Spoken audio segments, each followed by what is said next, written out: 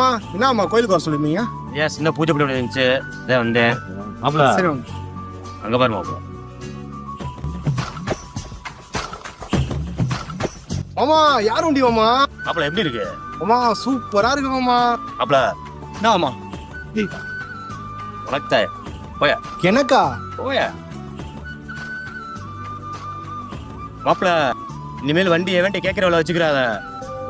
புது வண்டியா மாப்பிள? ஆமாயா, நேத்தா வாங்கினேன். நல்லா இருக்குடா, ஒரு ரவுண்டு குடுறா, போயிட்டு வரேன். உண்டா நீ பாரு எடுத்து போய் கீழே விட்டுனா நான் ஆட்டுடா போய் காசு வைக்கிறது.